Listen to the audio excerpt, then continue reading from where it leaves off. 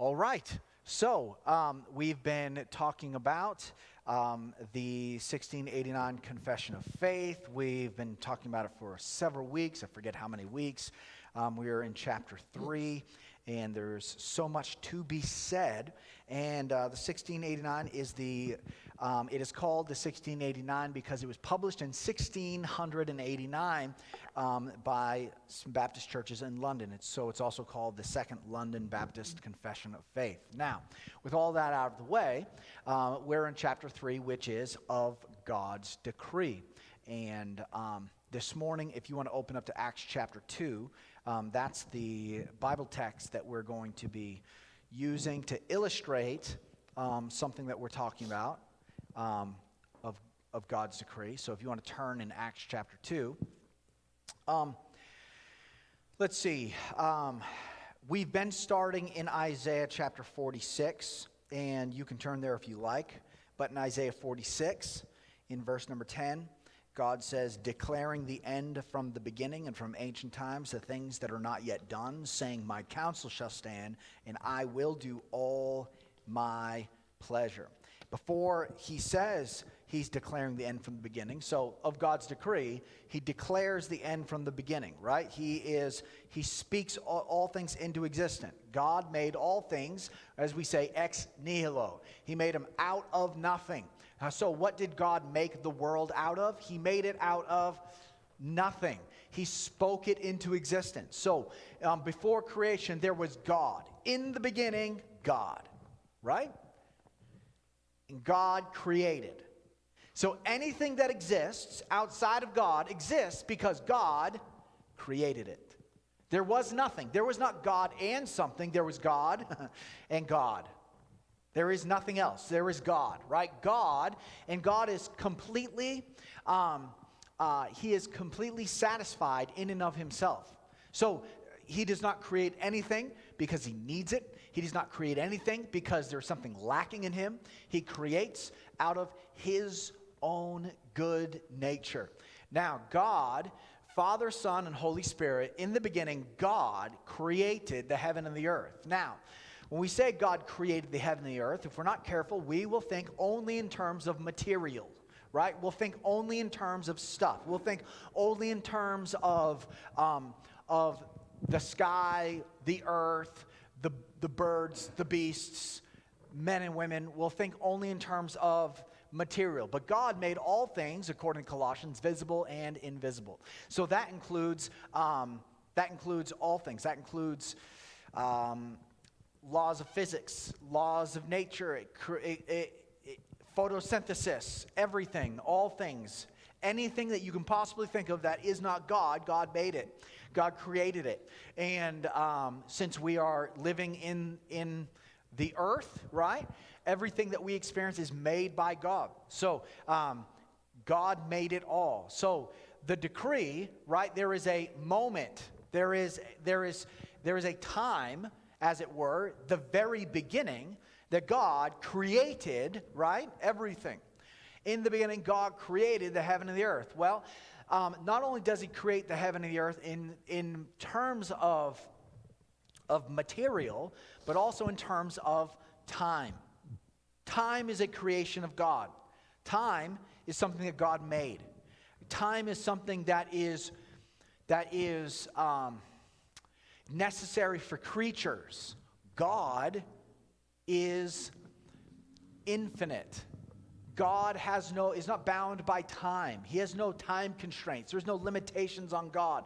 So we say in the beginning, we're already using creaturely language to talk about God, and which is good and right. However, it's helpful for us to understand, okay, God is not bound by time. So in the beginning, God created, and he declared, right? So he speaks it into existence, the end from the beginning. And what Isaiah means by end there is not like the end point as much as he means the goal, or as I wrote, the telos. So the goal. So God created the heaven and the earth. And all of this is working toward a particular goal. What's the goal? Well, we're given the goal in Revelation 21 and 22.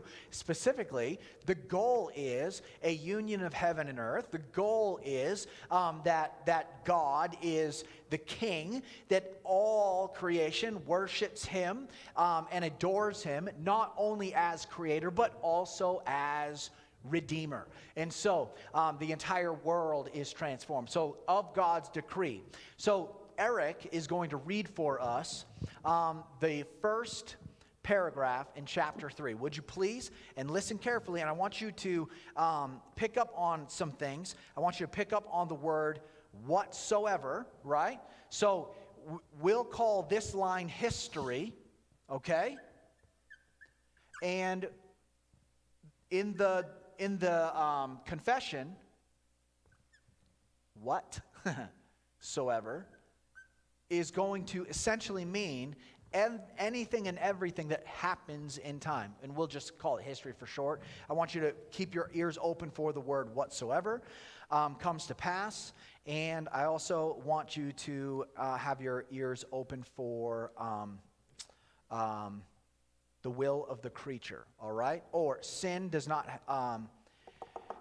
God is not the author of sin. Keep your ears open for that. And also, so you're listening for the phrase, whatsoever comes to pass. You're listening for the phrase that God is not the author of sin.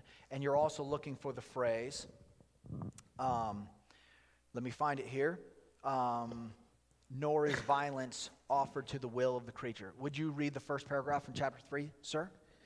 God has decreed in himself from all eternity, by the most wise and holy counsel of his own will, freely and unchangeably all things, whatsoever comes to pass. Yet so, as thereby is God neither the author of sin, nor has fellowship with any therein, nor is violence offered to the will of the creature, nor yet is the liberty or contingency of second causes taken away, but rather established, in which appears his wisdom in disposing all things, and power and faithfulness in accomplishing his decree. Thank you, sir. God's decree includes everything that is not God. Therefore, it's whatsoever comes to pass. It's, as we might say, all of history. Now, the theologians who wrote this, they're going to address a few problems, right? So you can see them addressing the problems in the first paragraph. The first problem is, right, is the question. Question. Is God the author of evil? And the answer they give is certainly not. God is not the author of evil. He is not the author of sin, nor hath fellowship with any therein. All right? So, they ask the question because if God, right, decreed the end from the beginning, and sin exists, and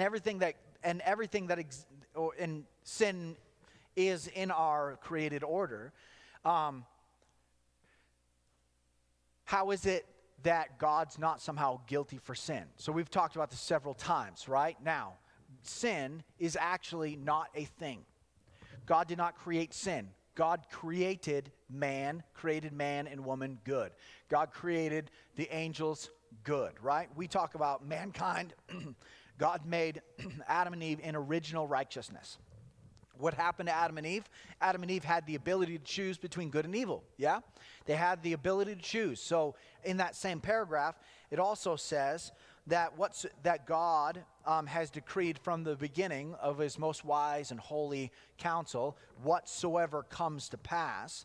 And he says, and they say, yet so as thereby God is neither the author of sin, nor hath any fellowship therein. So is God the author of sin? No, God's not the author of sin. And secondly, nor is violence offered to the will of the creature. And so when Adam sins, God creates Adam in original righteousness, and he is good, Adam is good, and he has the ability to choose good or evil, or rather he has the ability to choose to obey God or to rebel against God. Now, does God know what Adam will choose? Yes, God knows what Adam will choose. Did God allow Adam to make his choice? Yes. Did God cause Adam to make his choice? No. God said, thou shalt not eat. God said, don't rebel. And Adam did rebel. So, God is not the author of sin, and he does not have any fellowship with sin. Adam chose to sin. So where does sin come from? Well, sin is what we call a privation. Sin is not a thing that God created. Sin is something like, if the Bible talks about sin and righteousness in terms of light and dark, okay? So, scientifically, you can study. Now, I say this because I've read this, not because I am I don't really know what I'm talking about other than what I read, all right? Now, light you can study in particles or waves, okay? Scientists have some kind of, there's still not exactly a definition as such of light.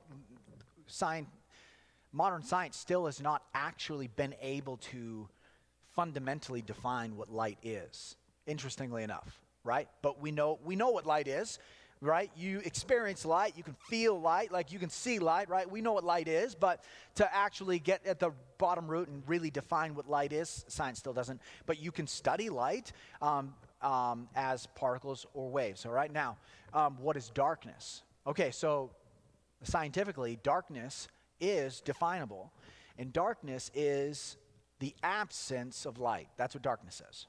You can look that up in the dictionary. What's darkness? It's the absence of light. Okay. So, what is sin? Sin is the absence of light. You can see 1 John chapter 1 kind of talks about God this way. In him is no darkness at all. It speaks about God, right? So, God is not the author of sin, neither has fellowship with any therein. So, if God did not create evil, and evil exists, right?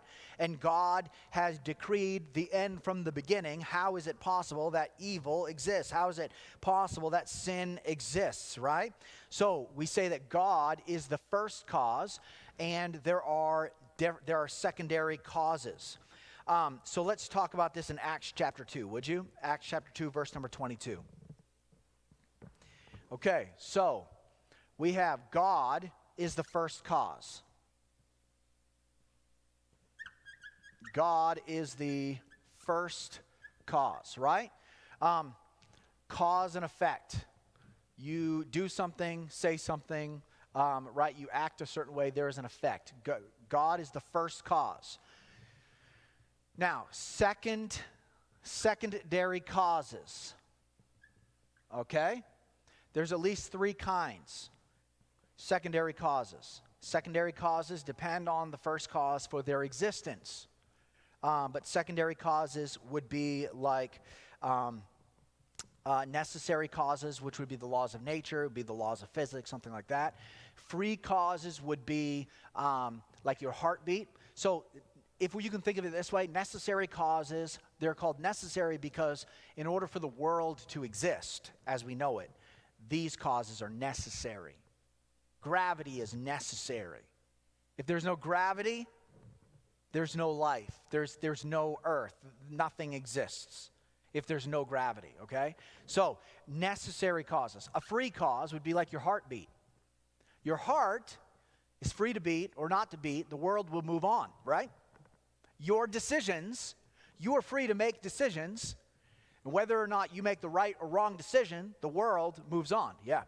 So you have necessary causes, free causes, and contingent causes. Contingent causes are the kinds of things that look like accidents to us. You get in your car on a Saturday, you buckle up, you plot your course, you know where you're going, you have in your mind the direction that you're going to go, and there are stoplights, right? And there's timing. And it just so happens that you are crossing an intersection right at the worst possible time and somebody hits your vehicle. We call that an accident, right? But all the choices that you made, from getting into your car, putting your seatbelt on, fidgeting with the radio, all of these things contributed to just somebody else, and they were making all their decisions at the same times that you were making your decisions, and eventually you met at an intersection. These are contingent causes. Another way to describe this is Ahab. King Ahab was killed in battle, and the Bible tells us about how a certain man drew a bow at a venture, and he let the arrow fly, and he just shot the arrow toward the battle, and as the arrow was coming down, it struck King Ahab, and King Ahab ended up dying from that arrow. Now, we say, well, that is an accident. Well, the arrow was fired at a particular angle, and according to the laws of physics, that arrow is going to land in this spot, and that was the spot that Ahab was. It's a contingent cause. There are things working together, okay? Now, so you have different causes, okay? Now, God is not the author of sin. Sin is an effect of secondary causes, all right? Specifically, free choices. Now, moving on from there. God has a will, right? And God will do, according to Isaiah 46, all his good pleasure. God has a goal, God has a plan, and it will be accomplished. And history is the working out of God's decree. Now, you and I also have a will, right? And sometimes our will is not God's will. Yet, God's will and our will are not, they are at odds in the sense that God is against sin, and we often desire sin, but God's will is good, man's will is evil, but the inevitable result is going to be what God has inevitably decreed. Let's show this to you in Acts chapter 2. No more talk. Let's get right into the text and let's talk about it, all right? I've got at least 8 minutes left. Acts chapter 2, verse 22. The scripture says, "Ye men of Israel," this is Peter on the day of Pentecost, preaching the first Christian sermon. "You men of Israel, hear these words. Jesus of Nazareth, a man approved of God among you by miracles and wonders and signs, which God did by him in the midst of you, as you yourselves also know. Him being delivered by the determinate counsel and foreknowledge of God, you have taken, and by wicked hands have crucified and slain, whom God hath raised up, having loosed the pains of death, because it was not possible that he should be holden of it." Okay? So, is God the author of evil? Okay, Acts chapter 2, verse number 23. Who is responsible for Jesus' death? Well, in Peter's sermon, in verse number 23, Jesus being delivered by the determinate counsel and foreknowledge of God. Jesus was always going to die. In this way, on this day, God delivered him by the determinate counsel and foreknowledge of God, right? So the greatest evil in all of human history is the crucifixion of Jesus. The crucifixion of Jesus. That's the greatest evil. Yet at the same time, it's also the greatest good, isn't it? It's the greatest good because that was the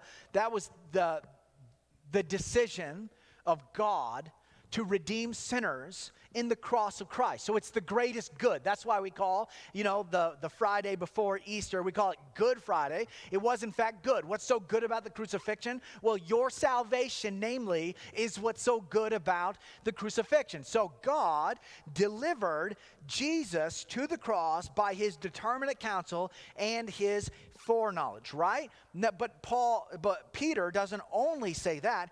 He says him, Jesus, being delivered by the determinate counsel and foreknowledge of God. Then he says, ye have taken, and by wicked hands have crucified and slain. And so, it's the greatest evil. Your wicked hands, your wicked minds, your wicked mouths, your evil has crucified Jesus. So, Jesus' crucifixion is the greatest evil in human history. And God commanded men to love Christ. God commanded men, thou shalt not kill. The Jews in Jesus' day cried out, crucify him, his blood be upon us and on our children. That is sin. Pilate knew that Jesus was innocent, yet delivered Jesus over to be crucified despite his innocence. That is sin. The Roman soldiers enjoyed murdering Jesus, took pleasure in it. They made him a robe. They beat him with whips.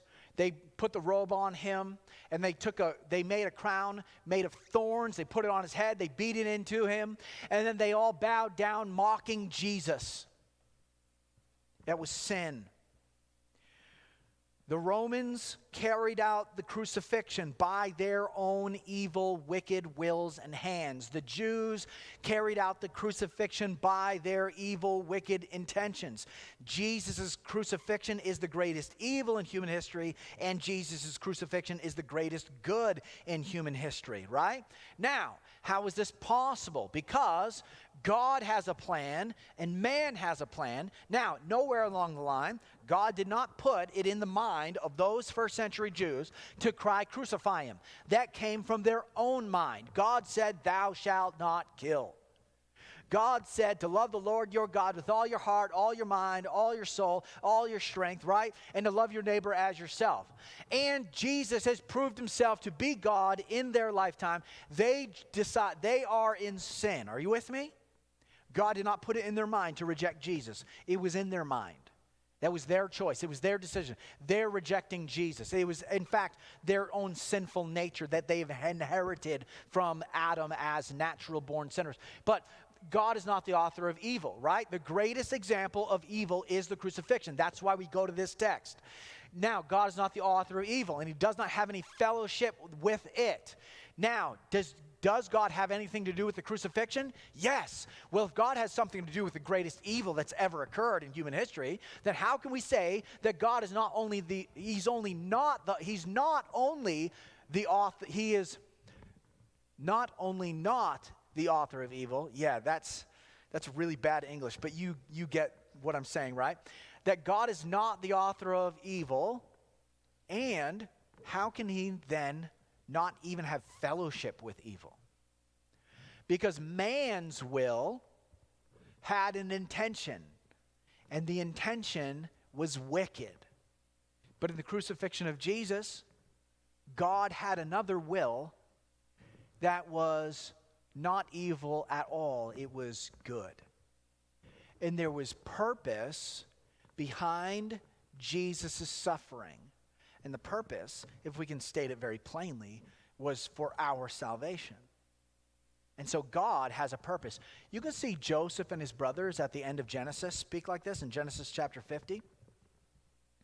In Genesis chapter 50, the brothers think now that their father is dead, that Joseph is going to get even because they sold him into slavery so many years earlier, right? Joseph, we need to lie and tell Joseph that Dad told us to tell him that you need to forgive us, because they're scared of Joseph, because Joseph's the second most powerful man in the entire world. And as a boy, they hated him, mocked him, ridiculed him, hurt him, threw him in a pit, lied to his father, telling him that Joseph was dead and they never saw him, and acted like, and never came clean to their father throughout their entire lives, right? And now Joseph is the second most powerful human in all of the world. And they're afraid of their brother, for good reason, I think. But how does their brother handle it? He tells them that what you meant for evil, God meant for good. God had a plan. God is not the one that wounded me. God is not the one that sold me. God is not the one that hated me. God is not the one that mocked me. God is not the one that ridiculed me. God is not the one that imprisoned me. God is not the one that lied about me. But all through my entire life, God has been weaving and providentially guiding me all along the way. And it was your wicked intention. It was your wicked desire. It was your wicked hands have brought about this evil in my life, but that evil has been purposed by God for the saving of your lives, right? So this is an example of what we might call concurrence, but this is God's man and God's will and man's will is always going to end with the same result. Far different intentions. What I mean is, Jesus is crucified. That was the end result. What was God's will? God's will was that Jesus would be crucified. What was man's will? That Jesus would be crucified. It ends in the result. So, how do you know, how do I know that Revelation 21 and 22 is a fixed event in future history? How do you know? Well, because God said it. But how do you know? You know because while men, all of us, men, women, we all are natural born sinners, and God has a will and he tells us how to live, and none of us measure up to that standard, right? We cause problems for ourselves and other people. How do we know that in the end, all evil will be gone, all suffering will be ended? How do we know that every tear will be wiped? How do we know? Is God telling us what he wants to do in the future, or is he telling you something that is as sure as past history? God is telling you something that's going to happen in the future that's as sure as past history. As sure as if it already happened. How do you know? Because of God's decree. God has decreed the end from the beginning. And God is not the author of sin or the author of evil. And he does not have any fellowship with sin. And sin is the word that we should be using. But God is not the author of sin, and he does not have fellowship with it. He says you shall not do it. But man does it, and God has a purpose for allowing it. God has a purpose. Jesus' crucifixion is the greatest good and the greatest evil. So now that we've begun to talk about Acts chapter 2, next week we're going to talk about God's decree includes everything not God, and therefore whatsoever comes to pass. And after the problem of evil, theologians address the next question: does this mean that we have no free will? Right? And is that what it means? No. He says, nor is violence offered to the will of the creature. Is there a creaturely will? Absolutely yes. In fact, chapter 9 of the 1689 Confession of Faith is on free will. So next week we'll talk about that one. Do we have any questions before we go? And if you don't want to ask, like right now, you can write them down. Right? Of God's decree. Do you like my picture? All right, let's pray. Father, thank you for your grace and your love, and I pray that you'd help us as we continue to study, to learn, to know you, in order to love you. And Lord, I pray that you'd help us to realize that what we learn about you is not merely for head knowledge. It is to love you. It is to honor you. That we would continue to learn about who you are and what you have done and what you will do. And we would put our faith and our trust in you, resting in your goodness and your grace. And I pray that you'd help us to see you rightly as we study, that we might worship you. In Jesus'